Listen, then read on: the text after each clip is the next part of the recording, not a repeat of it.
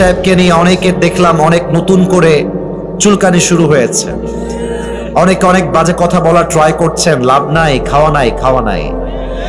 আপনি যতই বলেন এটা আপনাকে মানতে হবে যে Azhar is a brand of Bangladesh. আজহারের মতো জনপ্রিয় আলোচক, ইসলামিক লেকচারার পৃথিবীর কোথাও নাই।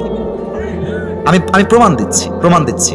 আপনি যার নামই বলেন, বাংলাদেশ সব পৃথিবীর যত দেশ আছে, এমন কোন আলোচক পৃথিবীতে জন্ম নেয় নাই যে আলোচক কোথাও ওয়াচ করবে আর সেখানে 20 লক্ষ মানুষ জমা হয়ে যাবে, এমন পৃথিবীর কোথাও নাই। Azhari is the only one person. সে যেখানেই যায় 10 লক্ষ 20 লক্ষ মানুষ ইসলামের ভালোবাসা এক জায়গায় জমা হয়ে যায়। We proud of it. এটা নিয়ে আমরা গৌরব করি, আমাদের অহংকারের জায়গা, আমাদের গৌরবের জায়গা এটাই ইসলাম। ইসলাম এত সুন্দর, যদি এটাকে কেউ রিপ্রেজেন্ট করতে পারে to the better way, to the best way, আমার বিশ্বাস একজন মানুষ ইসলামকে রিপ্রেজেন্ট করবে, তার কথা শুনে হাজার হাজার বিধর্মী কালেমা পড়ে মুসলমান হয়ে যাবে। আল্লামা দেলোয়ার হোসেন সাইদি হুজুর, নাম তো শুনছেন?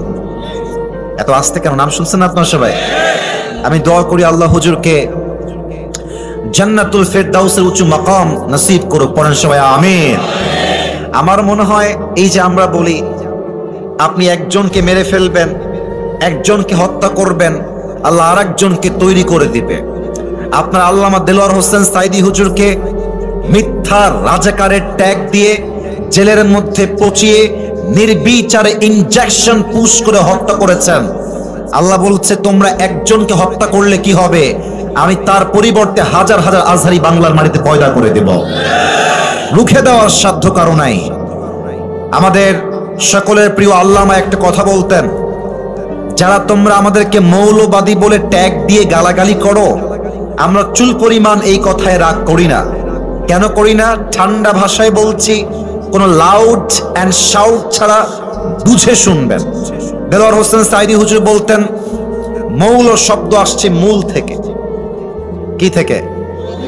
এটা গাইবান্ধার সাউন্ড হইল না। কি থেকে? মূল থেকে। মূল মানে হচ্ছে কোরআন, মূল মানে হলো হাদিস, মূল মানে হচ্ছে আল্লাহ তাআলা, মূল মানে হচ্ছে হিজ লাস্ট মেসেঞ্জার মুহাম্মদ সাল্লাল্লাহু আলাইহি ওয়াসাল্লাম। তো উনি বলতেন যারা আমাদেরকে মৌলবাদী বলে গালি দাও, আমরা হলাম মূলবাদী আর তোমরা সবাই আগাবাদী। এবার গায়েবান্ধার যুবকেরা, মুরব্বী আব্বা জানেরা, সিংহের মতো গর্জন দিয়ে আমাকে আনসার করবেন জোরে। গাছের আগায় শক্তি বেশি হয় না গোড়ায় শক্তি বেশি হয়? উনি বলতেন তোমরা থাকো গাছের আগায়, চুপচাপ ঝাপটি মেরে বসে থাকো, মারামারি বেশি কইরো না, জুলুমবাজির রাজনীতি কইরো না, আলেমদেরকে ধরে জেলখানায় বন্দী করো না।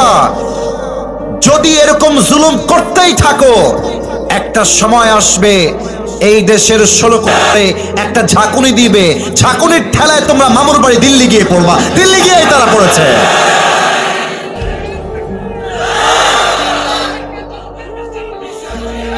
ওনার প্রত্যেকটা কথা, আমাকে কথা বলতে দেন, আমাকে কথা বলতে দেন, ওনার প্রত্যেকটা কথা আজকে বাংলার মাটিতে বাস্তবে রূপ ধারণ করেছে।